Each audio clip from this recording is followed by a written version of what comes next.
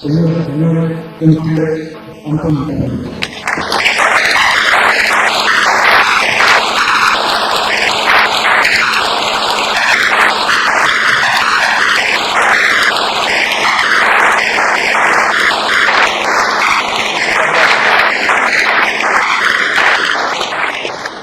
Muchísimas gracias.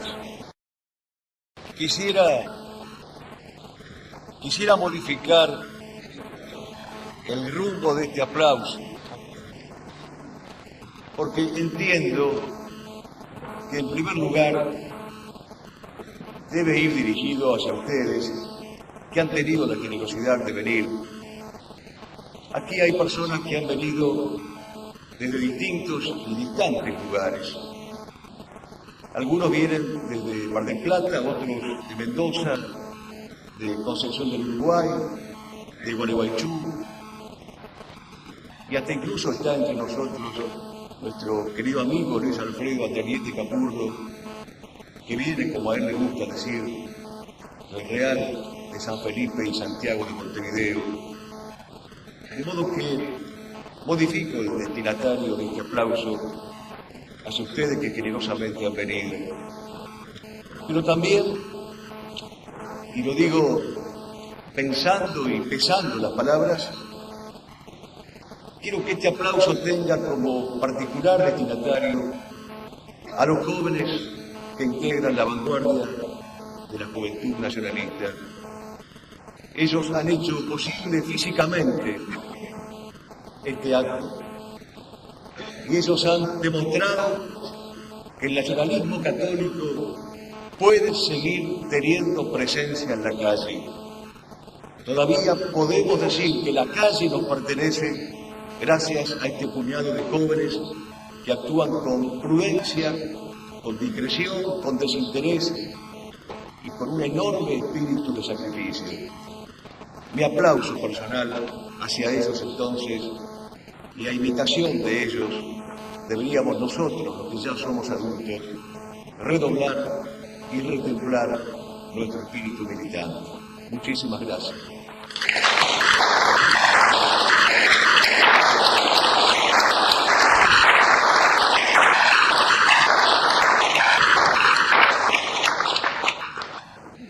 En esta encrucijada doliente de la patria, alguien tiene que darnos las respuestas veraces.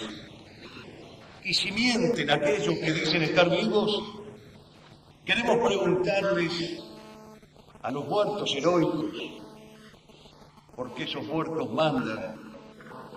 ¿Porque perviven en sus ejemplos? ¿Porque tienen vigencia plena sus conductas? Porque, parafraseando a Benito Pérez Galdós, podríamos decir nosotros, siempre habrá entre las tumbas una lengua que grite, la Argentina no se rinde. Y esa boca que nos sigue repitiendo en medio de los despojos que la patria no se rinde, esa boca que es la misma que otrora nos movilizara a la pelea contra las más grandes potencias de Europa, esa boca es la del ilustre restaurador de las leyes, don Juan Manuel de Rosas. Algunos heterodoxos, como Arturo Jauretche, quisieron formularnos un reproche a los nacionalistas cuando nos dijeron que nosotros estamos ante la patria como ante la tumba de un padre, mientras que ellos están como ante la cuna de un hijo. Pues la verdad es que nada tiene de objetable este gesto que nos reprocha Jauretche, porque este gesto define nuestra piedad filial, nuestra devoción viril, nuestra observancia agradecida.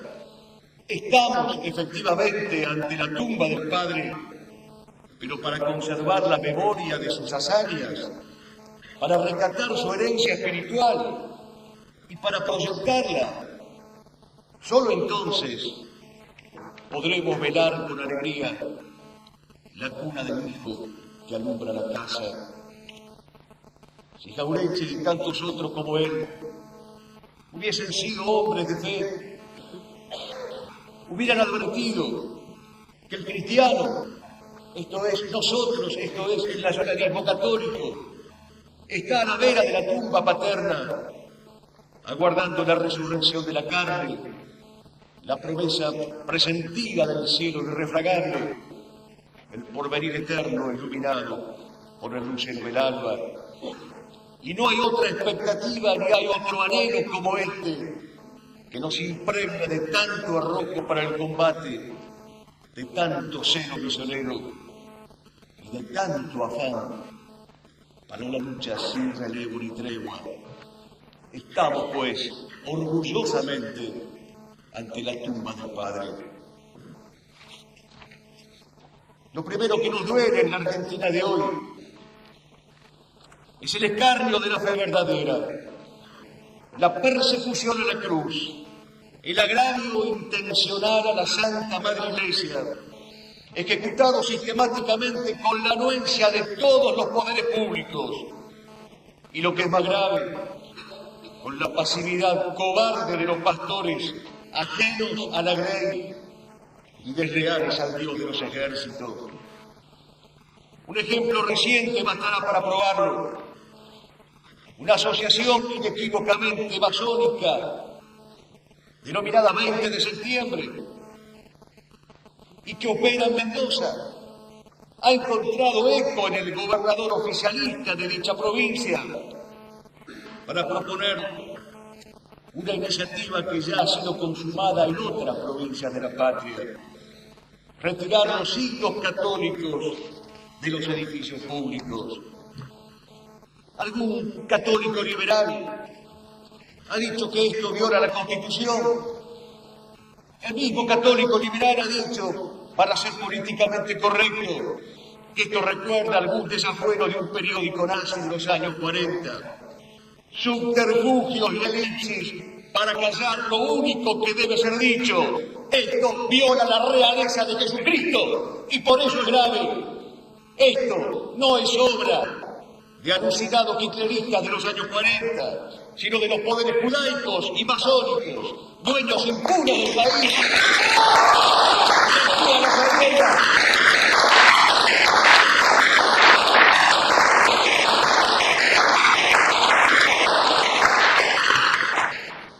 Este tipo de sacrilegio, como el que acabamos de mencionar, es solo un ejemplo entre muchos que se repiten en forma constante, reiterada. Tienen lugar al amparo del actual sistema institucional. Son posibles precisamente porque gozan de algunas leyes positivas del sistema democrático, porque rige la Constitución, que es la expresión acabada de ese derecho nuevo condenado por el magisterio de la Iglesia. Para nuestros obispos, sin embargo, y lo acaban de decir en la declaración del pasado 10 de marzo, el problema es que no se respeta la Constitución y que no funcionan las instituciones democráticas. Y entonces proponen vivir con espíritu fraterno y solidario, tal las textuales palabras. ¿Qué diferencia hay entre este lenguaje oficial de la Conferencia Episcopal Argentina y el lenguaje de las sectas y de las logias? ¿Cómo es posible que todas estas testas supuestamente sapienciales no tengan la suficiente capacidad para advertir cuál es la raíz más honda del drama argentino? ¿Cómo es posible que omitan expedirse sobre lo único que realmente importa? Pues bien, lo diremos nosotros por ellos. No queremos vivir respetando la Constitución. No queremos vivir con espíritu fraterno y solidario. Queremos vivir, como decía Santa Teresa de Jesús, apercibidos y armados, blandiendo bien en alto el estandarte de Facundo Quiroga, que nos sigue diciendo: religión y muerte, muerte al ataque.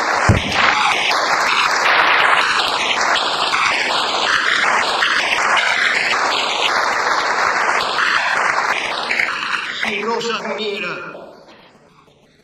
diría y haría lo que dijo y obró. La consideración religiosa a los templos del Señor. Escribió el 3 de febrero de 1831 y a sus ministros conviene acreditarla siempre, porque antes de ser federales somos cristianos y es preciso que no olvidemos nuestros antiguos compromisos para con ellos. Por eso Rosas concebía la lucha contra el unitarismo no como una lucha de partido contra partido, y esto lo ha reconocido el mismo Alberdi, sino como una guerra de Estado contra Estado, de Estado católico y confesional, contra un proyecto estatal inequívocamente masónico. Y por eso, queriendo difamarlo, Sarmiento le prodigó el mayor de los elogios. Él dijo: es el Felipe II de América. En él, en la Argentina está instalado el siglo XII. Nosotros, dirá Sarmiento, somos el siglo XIX. Lo eran. Ese siglo al que calificó Godet de siglo estúpido.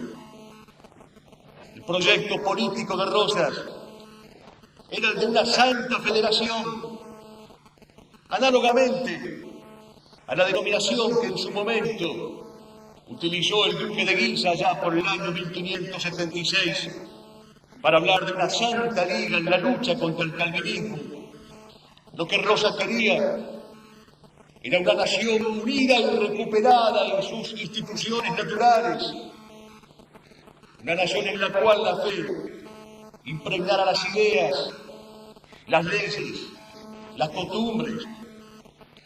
No debemos olvidar, dice Rosas, que la Iglesia católica y romana es la madre y maestra, y que por institución de Jesucristo tiene el principado de toda potestad. Y hablándole a la legislatura, agrega Rosas, nuestra religión es la católica, apostólica y romana. Y si no queremos ser desgraciados, es necesario que los funcionarios públicos se esfuercen para que sean respetados y cumplidos sus preceptos, en conformidad total con lo que mandan los santos evangelios. Al igual que el general San Martín, que pedía para los blasfemos un hierro candente que horadara sus lenguas, el restaurador de las leyes pedía que la justicia armada, y son sus gloriosas palabras del 30 de diciembre de 1833, que la justicia armada, cansada de sufrir, cuelgue alguna vez para ejemplar escarmiento a esos malvados sin patria, sin pudor y sin religión. Si rigiera hoy el magisterio del héroe, si rigiera hoy el magisterio de Rosa, estos malvados sin patria, sin pudor y sin religión tendrían el único destino que merecen: ser colgados por ofender a Dios y por ofender a los santos.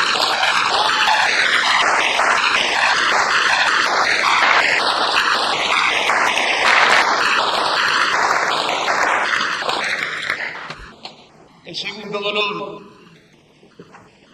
si propiamente pudiéramos enumerarlo así, es ver ultrajada nuestra soberanía nacional, sabernos invadidos, expoliados, carentes de un real señorío sobre todo aquello que nos pertenece. Aquí también un penoso ejemplo reciente bastará para ilustrarnos. La Bretaña está robando ante nuestros ojos el petróleo argentino de las argentinas Islas Malvinas. No se tomó a su debido tiempo ninguna medida para impedirlo. La reacción presidencial no pasa de un claro declamatorio, incluyendo el espectáculo denigrante de pedirle a la esposa del proxeneta Clinton que los Estados Unidos hagan de mediador, es pedirle al demonio que rece por nuestra virtud. Pero hay cuestiones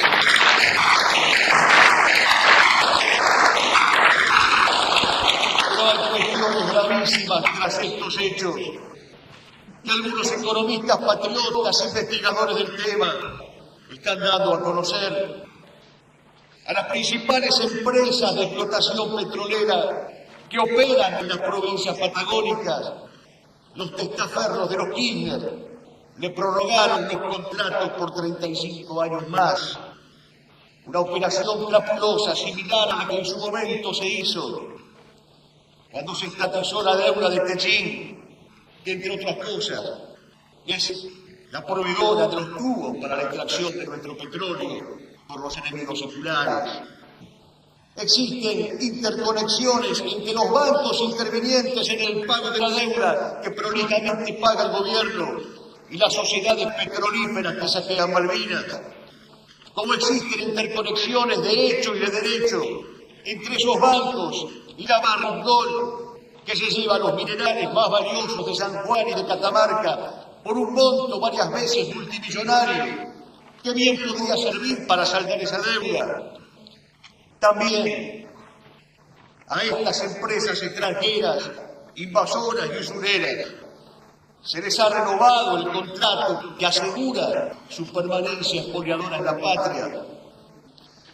El latrocinio extranjero se consuma porque hay sirvientes nativos que lo hacen posible. Y siendo cierto como lo es aquello que enseña San Agustín en el libro quinto de la Ciudad de Dios, de que un gobierno sin justicia es una banda de ladrones, es el gobierno el primer cómplice activo de este robo interno y del robo externo. Que nadie se confunda. No tenemos un gobierno propio, regular, malo o pésimo. Gobierna una banda de ladrones. Esa es la diferencia.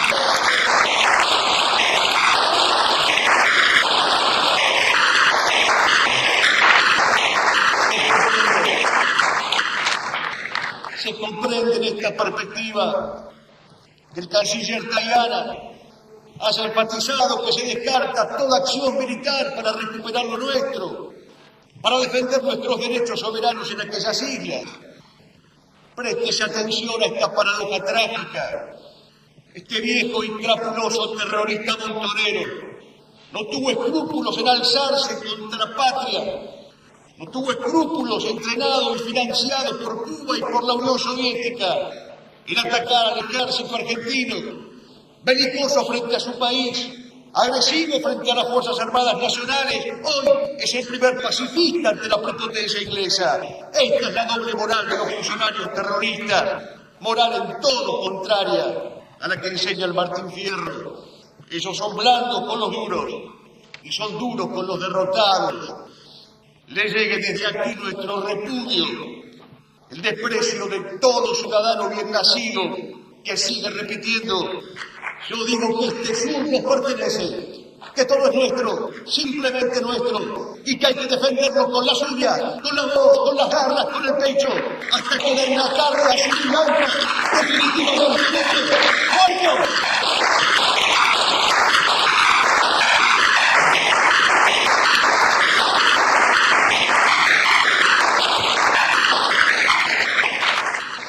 Rosa viviera, obraría diplomáticamente como obró, dando lecciones de derecho público internacional a las cancillerías europeas, hasta conseguir los tratados más honrosos que jamás se firmaron en la historia de nuestras relaciones exteriores, y acompañando esa diplomacia con combates heroicos, con declaraciones de guerra, con episodios bravíos, con la epopeya de un jefe a la cabeza de su pueblo en armas, hasta alcanzar lo merecido que parecía imposible, que el pabellón argentino fuera desagraviado con 21 salvas de los cañones extranjeros. Admirado por esta conducta de don Juan Manuel de Rosas, don Leopoldo Lugones, el poeta de la patria, escribía: Rosas alzó entonces su cabeza, principalmente hermosa y soberbia, hizo pelear a su pueblo y batiéndose ambidestro formidable, con un brazo contra la traición interna y con el otro contra la invasión que venía a saquear la propia tierra, echó a la tempestad riendas de hierro que manejó con su puño de gran jinete de pueblos y de potros, y por segunda vez se salvó la independencia de América. La cifra de este gesto soberano de don Juan Manuel, en el cual se aunan la mejor diplomacia y la mejor disposición al combate, la cifra, esta es la vuelta de obligado. Hazañas de romanceros se vivieron en aquella jornada. que el enemigo calificó de gallarda proeza, y como en el romancero parecía animar el combate aquellos versos de Bernardo del Carpio: escuchadme, los que os preciáis, hijos de algo, no consintáis que extranjeros hoy vengan a sujetaros. Por eso ese combate tuvo el despliegue de tanta bravura. El teniente Quiroga alzó aquella mirada que le dejara a su padre, y como él lo hubiera hecho y en su nombre, peleó sin darse resuello. El coronel Juan Bautista Torre, desde su batería incendiada, dirige disparo tras disparo con la precisión de su veteranía. Cuando ya no le quedan cartuchos, la orden es librar el combate cuerpo a cuerpo. El capitán Tomás Cray volvió al bergantín republicano antes de entregarlo al enemigo. Al frente de un puñado de patricios que cargan la bayoneta va el coronel Rodríguez. Su sangre y la de sus camaradas mancharán por defenderla una bandera argentina. 38 años después le fue restituida a sus familiares como reconocimiento a aquella proeza y a aquella guerra justa librada en el cuartel. El combate estaba decidido. Unas cadenas rotas y un valle decaído testimoniaban la gloria. Los clarines tocaron su sepulcral silencio, pero esa noche las estrellas fueron todas federales. He aquí el camino que nos trazaría Rosa si viviera, para recuperar el pleno ejercicio de la soberanía nacional. No se necesita firmar actas, sino afirmar actos decentes, gallardos, varoniles. No se necesita ningún contrato social rusoniano, sino el contrato de la sangre derramada por el honor y por la estirpe. No se necesitan generales emasculados, sino un soldado cabal como Mansilla, que les diga a sus hombres en vísperas del combate lo que les dijo el 20 de noviembre de 1845. Contad con ver en donde sea mayor el peligro a vuestro jefe y camarada, cada cual en su puesto. De los valientes sea la victoria, no pueden pasar por esta vuelta de obligado. ¡Viva la patria! Esta actitud varonil es la que hoy nos trazaría don Juan Manuel de Rosas si viviera. Pero el contraste es más agudo y más hiriente todavía. Si este segundo dolor de patria al que aludíamos era un traje a la soberanía nacional, no solo lo contemplamos en Malvinas, sino en la pérdida evidente de nuestra autonomía económica, puesta de manifiesto precisamente en estos agitados días durante los cuales el gobierno ha violado todas las normativas en las que supuestamente dice creer, con tal de cumplir a rajatabla con el poder mundial de la usura, de arrodillarse ante el imperialismo internacional del dinero y pagar una deuda ilegítima e inmoral. Es enseñanza clásica del magisterio de la Iglesia, ratificada en 1987 por el Pontificio Consejo Justicia y Paz en su declaración titulada Al servicio de la comunidad humana, que las deudas externas no deben pagarse a costa de la soberanía de los Estados, no deben pagarse a costa del desarrollo económico socialmente necesario, ni deben pagarse a costa de un nivel de vida decoroso. Es exactamente lo contrario de lo que hacen los Kirchner. Pero cuidado, que nadie se equivoque. No pagan por virtud, no pagan por decoro, pagan porque son socios de los acreedores. Pagan porque son tributarios del liberalismo alberdiano, que en el capítulo 15 de las bases sostenía la utilidad de endeudarse. Pagan porque tienen la pseudoética del pagador compulsivo con costes ajenos, como decía don Julio Asusta.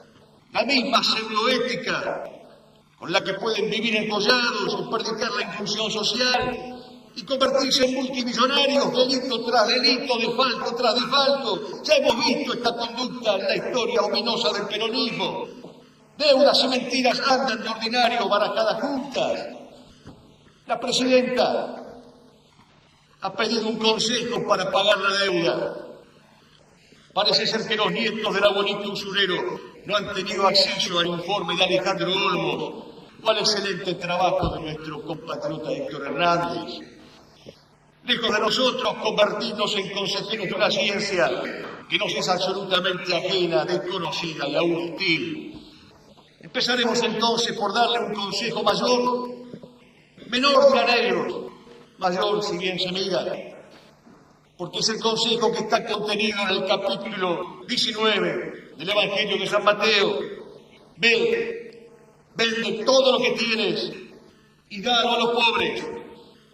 Pero sin impíos como son los Kirchner, se niegan a escuchar las perícoplas evangélicas, que escuchen al menos las indignadas razones y los indignados rugidos del hombre común que les dice en la calle cada día: ladrones malparidos, devuelvan lo robado.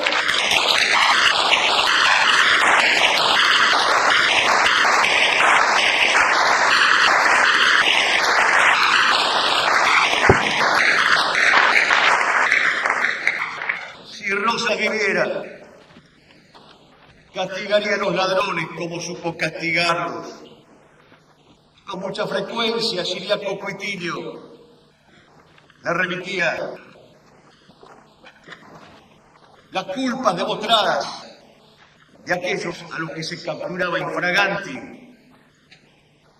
Y al pie del informe de Ciriaco Coetilio, con letra caligráfica, la rúbrica bien visible, indisimulada, del gobernador de Buenos Aires, que decía una sola palabra: fusíleselo.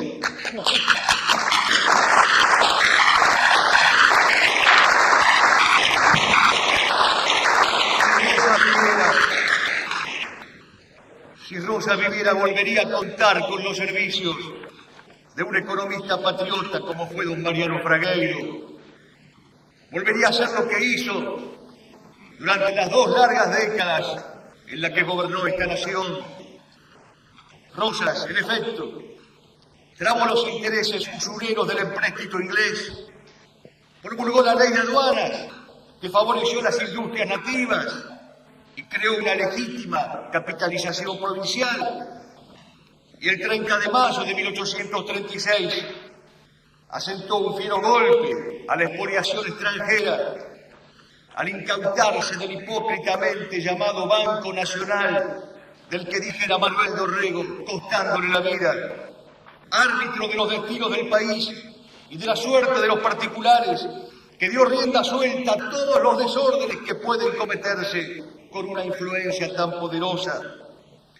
También por la ley agraria del año 1836, Rosas entregó pequeños créditos a quienes no poseían propiedades, junto con fraccionamientos de tierra para labrar y trabajar. Todo esto lo hizo sin aparecer en público, sin asomarse a ningún balcón, sin discursos demagógicos, sin barras arrastradas por la paga. Todas estas medidas de Rosas fueron tomadas con la mayor honradez personal y decencia insobornable. En la hacienda pública, decía Rosas, no hay suma de poderes. Seguía en esto la honrosa tradición de las autoridades españolas. Nada menos que Ramos Mejía, que fue su enemigo, lo dijo. En la administración de las finanzas no puede haber suma del poder público. La política económica de Rosas respetó entonces los 3 postulados que se había propuesto al iniciarse: una estricta austeridad en los gastos, una eficiencia en la administración y una correcta recepción de la renta. Y otro que también fue su enemigo ideológico con posterioridad a su muerte, en el siglo XX, Miró Burdi, ha dicho a propósito de esta situación económica en la época de Rosas: en ningún momento de sus 17 años de gobierno se apartó de estos principios. Pero la prueba mayor de la honradez de Rosas es que, siendo uno de los hombres más ricos de su tiempo, murió en la pobreza. Su obra estaba hecha, su rescate pagado, dice el padre Castellani. Terminaba su arreo rudo, había hecho lo que estaba mandado, y después el hecho de todos los mortales, la debilidad sin languidez, y un resbalar lento del alma a los portales que se pasan solo una vez. El extraño panorama de su vida toda por delante, dolores corporales que avientan lo trivial, rosas, sintió en un lampo todo el tiempo de antes, galopando un negro bagual. Sintióse en una ventolera de la pampa infinita, hollando en un potro la gravilla helada, oyó como una voz de lejos: ¿cómo anda, tatita? Y se oyó a sí mismo muy lejos: niña, no es nada. Así muere Rosas, el hombre más rico en la extrema pobreza, pero con un consuelo que no tuvo ningún argentino. La austera pared de su rancho lucía intacto el sable de Chacabuco y de Maipú. Ningún argentino fue coronado por esta victoria. Hay un tercer dolor que hemos de mencionar esta noche, buscando en la figura entrañable de don Juan Manuel una guía para superarlo y para aliviarlo. Dame, patria, dolor y asir herido, pruébame alguna vez que no es bastante vivir pensando en ti, y así he vivido. Es el dolor de la corrupción generalizada, que empieza por el grave reduccionismo de no llamar a la corrupción por su verdadero nombre, que es pecado. Es pecado contra el orden natural y contra Dios, que es el autor del orden natural. Promueven oficialmente como se promueve la contranatura y la cultura de la muerte. Están asesinando criaturas no nacidas en nombre de los derechos humanos. El último asesinato ocurrió hace muy pocos días en Comodoro Rivadavia. Conocemos los nombres de los responsables de este asesinato. Son los que manejan la Secretaría de Derechos Humanos, el Consejo Nacional de la Mujer, el Ministerio de Salud. Pues a estos asesinos se les aplica las palabras que, necios como son, siguen pensando que corresponden a alguna operación ilegal. Más les valiera que les ataran una rueda de molino al cuello y los arrojaran al mar. Más les valiera no haber nacido.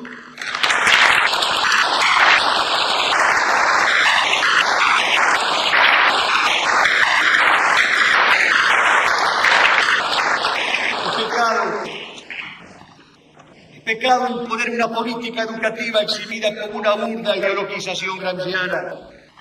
Es pecado contra la virtud de la amistad social, sin la cual no hay causalidad formal en las comunidades, como decía Aristóteles. Vivir bajo el signo del rencor, de la exasperación, de las oscuras venganzas tramadas por la tiranía de una dupla siniestra.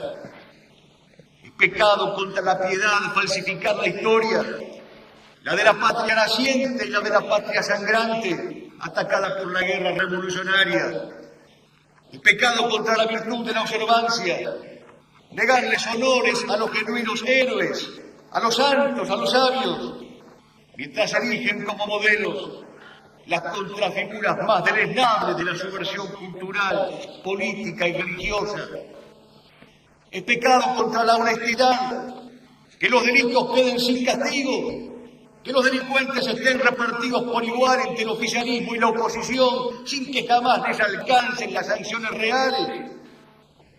Pecado contra la fortaleza, que la inseguridad sigue la vida de tantos inocentes, mientras a los culpables los protege el garantismo jurídico. Y es un pecado gravísimo contra la justicia, un pecado que clama al cielo, que mediante parodias tribunalicias primero, mediante testigos falsos después, valiéndose de magistrados facciosos seguidamente y violando a cada paso la legislación vigente, se tengan encarcelados en las peores condiciones a más de 600 hombres de las Fuerzas Armadas y a uno de sus capellanes, el padre von Berlitz, perseguido insidiosamente por un juez hebreo, exclusivamente por odio a la fe católica.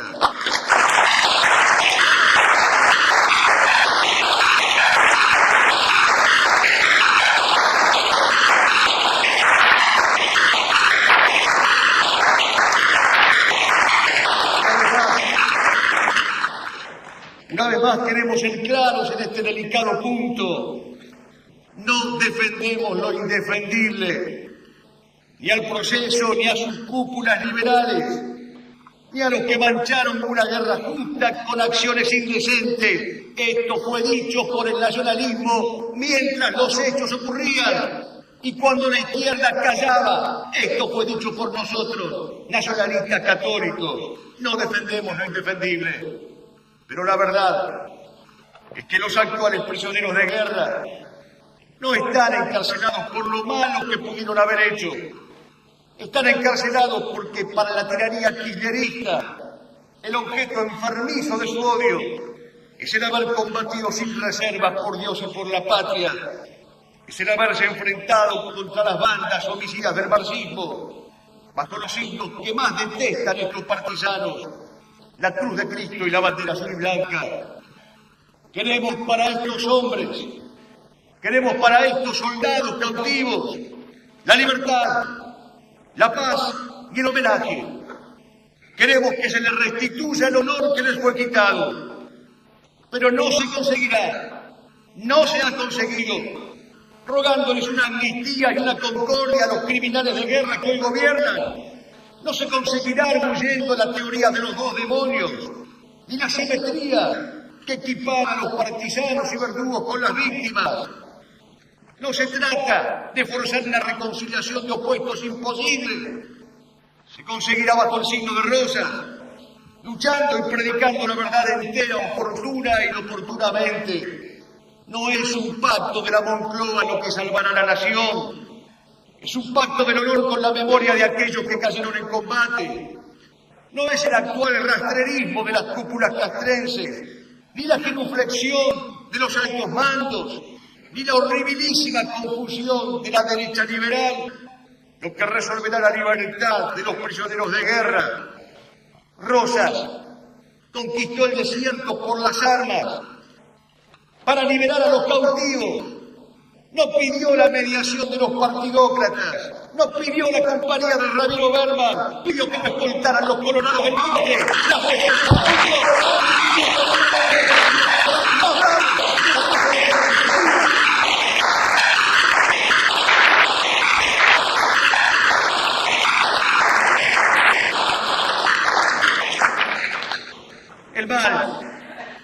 El mal no es la violación de la Constitución.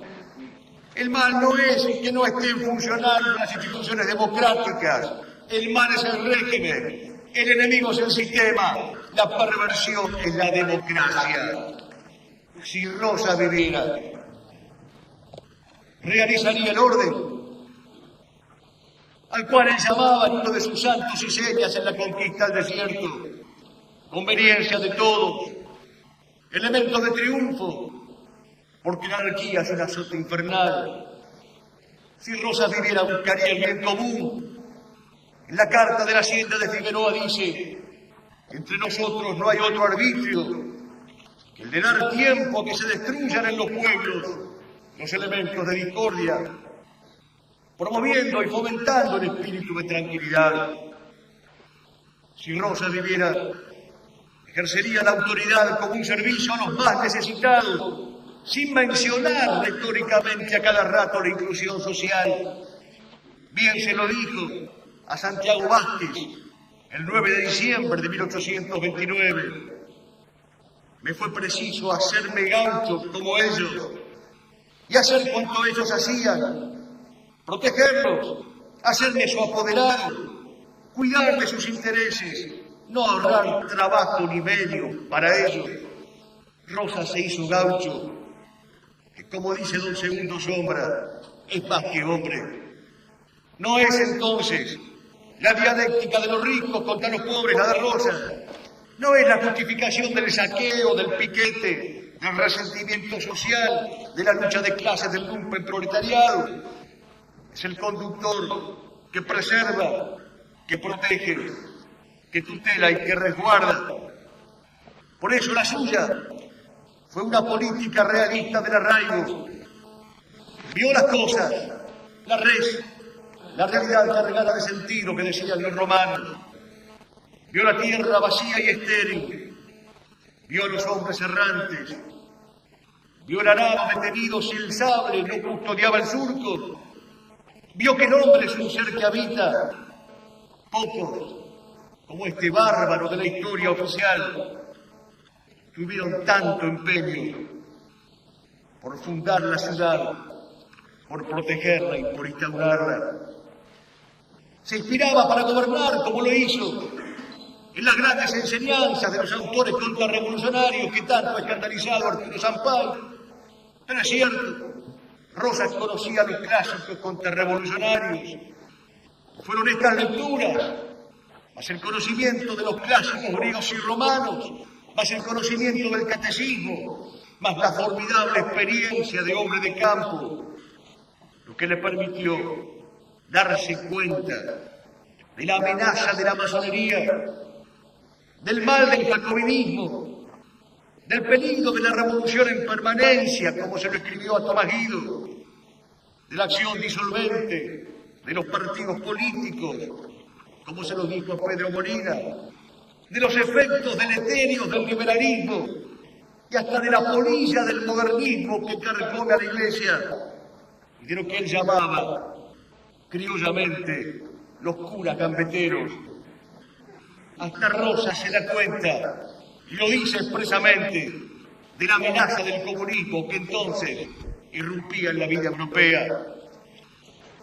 Lo que Rosas haría frente a todos los corruptos es lo que dijo y cumplió en su famosísima proclama del 13 de abril de 1835.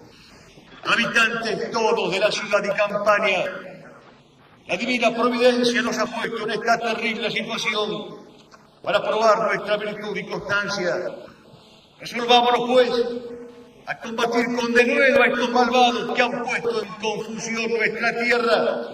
Persigamos de muerte al impío, al sacrílego, al ladrón, al homicida y sobre todo al pérfido y traidor que tenga la osadía de burlarse de nuestra fe.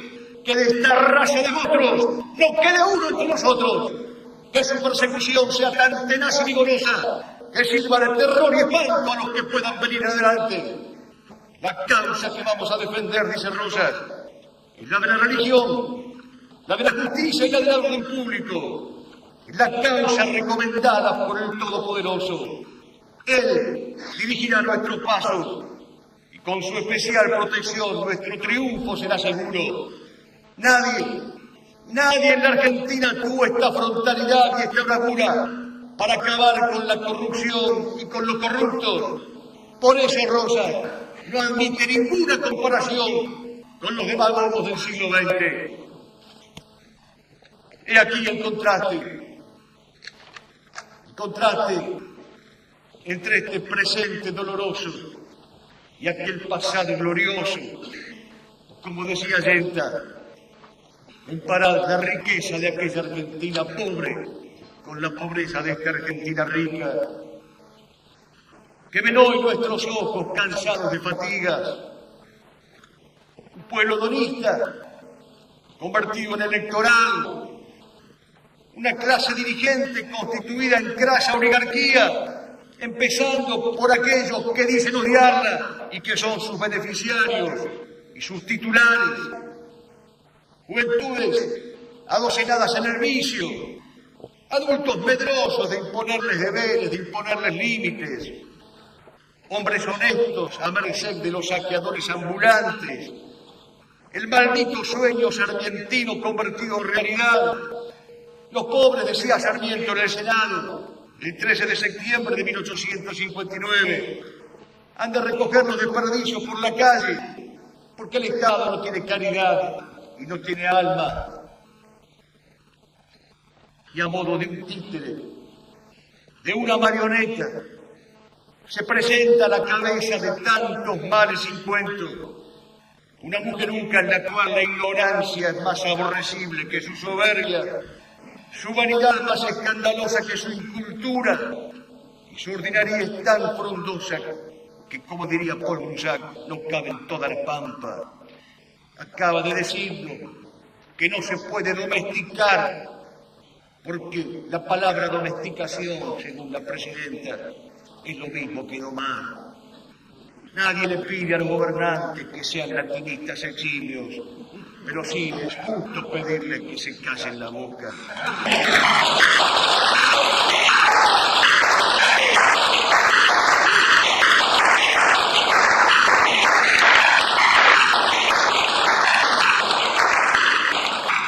El estilo de esta mujeruca es la negación de la aristocracia del espíritu. Don Juan Manuel de Rosas, en una carta que le mandó a Josefa Gómez el 7 de abril del año 1867, habla sobre el papel de la mujer en política. Y dice Rosas con acierto: pienso que si de las mujeres han nacido los hombres, también ellas pueden contribuir a la felicidad de las naciones nacientes, que por su inexperiencia cometen los errores de la juventud, errores que es mejor que sean modificados por las manos suaves de las madres que por las perezas de los preceptores. Sensatas palabras las de Rosas. Que las mujeres tengan su presencia y que la tengan bajo el signo de aquello que les es característico e inherente, la maternidad. Porque es preferible, dice Rosas, las manos suaves de la madre que las perezas de los preceptores. Pero aquí no tenemos manos maternas, aquí tenemos garfios de piratas y garras de embajadores.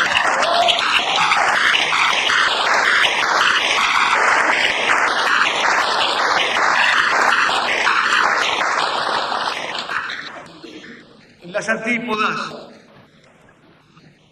haremos el elogio del estilo de don Juan Manuel de Rosas y haremos con las palabras de Spengler, que lo llamó poderosa figura de estilo prusiano, estilo que significa la ordenación aristocrática de la vida, un carácter que se rige a sí mismo, un considerar virtud, el ser orgullosamente el primer servidor del Estado. Esto es lo que define el estilo de un aristócrata. Estoy entre vosotros como el que sirve. Vale quien sirve. La verdadera jerarquía, dirá Ramiro de Maeztu, es el servicio. Anzoátegui, a su turno, retrató bellamente el estilo del restaurador. El hombre que traía la ciudad del campo, y con el campo su estilo de poesía, su estilo de hombre criado en el silencio nuestro, hecho de vida y de muerte, de pericor y de duelo, y floreció la patria bajo el cielo y al filo de la flor y la espada. Ya tenía su estilo de poesía ganada, con el filo y el cielo, con la flor y la espada. Decíamos, desde el anuncio de esta conferencia, que nuestro propósito era rescatar una herencia, revivir un legado, recibir la lección de las edades, como escribiera Manuel Machado, y poner en práctica estas lecciones. Lo que nos enseña la vida y la obra de Rosas es el deber de prestar nuestros servicios a la patria. Se lo dijo a don Vicente Quesada: son 20 captos los que suponen que el poder ejercido como yo lo ejercí comporta disfrutes o deleites. He trabajado como un galeote durante 30 años de mi vida. Vale quien sirve. Servir es un honor. A pesar de los pesares entonces, queridos amigos, a pesar de las limitaciones que son tantas, de los inconvenientes que se multiplican y de los fracasos que nos faltan, hay un servicio que podemos y debemos seguir prestando. El servicio de testimoniar la verdad oportuna e inoportunamente y de obrar en consecuencia.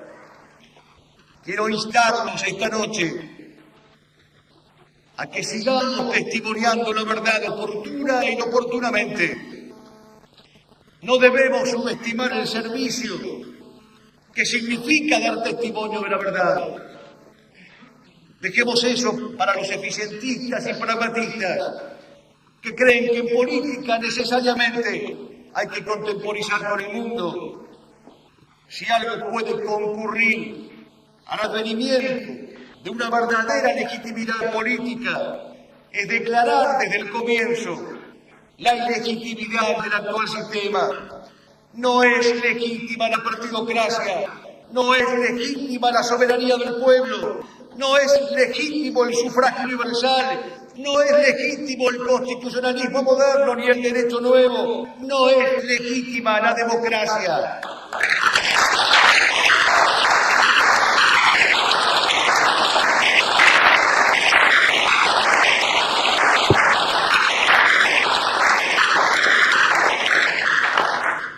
Hace hoy 29 años moría el padre Castellani. Mis amigos, escribió el padre, mientras quede algo por salvar, hay que hacer lo que se pueda por salvarlo. Cuando ya no quede nada por salvar, siempre y todavía hay que salvar el alma. Ahora, agrega el padre, la voz de orden es atenerse al mensaje esencial del cristianismo, dar con la vida testimonio de la verdad y desear la vuelta de Jesucristo. Pero eso sí, dice Castellani, que no pongan lo que es puramente terreno como la democracia, lo que es mortal y contaminado, por encima de la persona de Cristo, ni de su santo nombre, ni de su corazón, ni de la imagen inviolable de la mujer que fue su madre. Que no pongan la democracia por encima de Dios, porque con esto sí que no hay reconciliación, dice Castellani. Contra esto hay guerra perpetua. Mientras yo tenga vida, mi función, y para eso me alimenta el pueblo cristiano, es luchar contra el error religioso, la mentira en el plano de lo sacro y el padre de la mentira. Sin eso, culmina Castellani, no puedo salvar mi alma, ni me es lícito dormir, ni comer siquiera. Guerra perpetua contra los enemigos de Cristo. En la epístola a Diogneto, que es uno de los textos patrísticos olvidados del siglo II, se dice que los católicos deben ser el alma de la ciudad, el alma de la polis, y por lo tanto, en tanto alma de la polis, nos corresponde la memoria, el entendimiento y la voluntad, y todas las potencias del alma. Esta es la verdadera misión que nos compete. Se invoca permanentemente en nuestros días el bicentenario. Se dice con ignorancia y con malicia que la patria nace el 25 de mayo de 1810. La patria grande, la patria hispanoamericana, nace el día de la Virgen del Pilar del año 1492, de la Pilarica, de la que decía la copla que no quiso ser francesa, que quiso ser capitana de la tropa aragonesa. Este es el día en que la patria nace. Pero hay una fecha más importante y más entrañable todavía para nosotros. El 1 de abril del año 1520, en el puerto San Julián, se celebró la primera misa por orden de Magallanes. Si creemos, como creemos, que la historia es cristocéntrica, si creemos que Cristo es el Señor de la historia, si pudiéramos decir, como decía el converso Mussolini hablando de Jesucristo, yo lo veo como el eje de la historia, y a los siglos girará a su alrededor, pues entonces aquí está el origen de la patria. El 1 de abril del año 1520, fecha de la cual el próximo 1 de abril se cumplirán 490 años sin que nadie lo recuerde. En su momento, cuando se cumplieron los 450 años de esta fecha, el Papa Pablo VI remitió una carta al pueblo argentino, diciendo en esas líneas que la Eucaristía, perpetuación de la última cena y del sacrificio del Gólgota, sea en la comunidad nacional y en la vida de cada uno de sus miembros el sacramento que nos mantenga fuertes y fieles. Necesitamos para pelear de la Eucaristía. Por eso decían los rojos de los requetés, que no había enemigo más peligroso que un requete recién comulgado. Necesitamos volver a recordar esta efeméride olvidada y traicionada. La patria nace el 1 de abril de 1520. Por primera vez se escucha la Santa Misa en esta tierra. Cerremos, pues, este elogio a don Juan Manuel de Rosas con las palabras claras pronunciadas por dos de nuestros maestros entrañables en vísperas de su martirio. Jordán Bruno Yenta dijo, hablando de Rosas: la Argentina que yo quiero es una nación como aquella que ya existió, como aquella de los años 1848, 49 y 50, cuando la más poderosa potencia del mundo, Inglaterra y luego Francia, firmaron con Arana, con Lepredún, con Juan Manuel, los tratados más horrorosos de la historia argentina. Yo quiero una nación como aquella, la que un día todo el pueblo porteño fue convocado al puerto, y ante ese pueblo de varones y de mujeres fuertes entró en la rada la fragata inglesa Harvey, arrió el pabellón inglés, hizo el pabellón argentino y lo desarrolló con 21 cañonazos. Así se despedía de la vida Jordán Bruno Yenta, haciendo el elogio de don Juan Manuel de Rosas. Y por su lado, decía el padre Alberto Ignacio Escurra: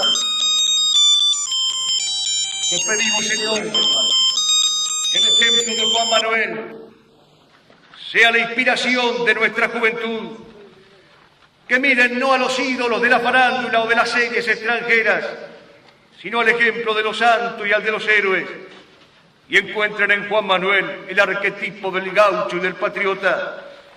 Te rogamos, Señor, que le des a don Juan Manuel de Rosas el descanso eterno, y que a nosotros nos niegues el descanso, hasta que con los escombros de esta patria en ruina sepamos edificar la Argentina grande que Juan Manuel soñó y por la cual entregó su vida.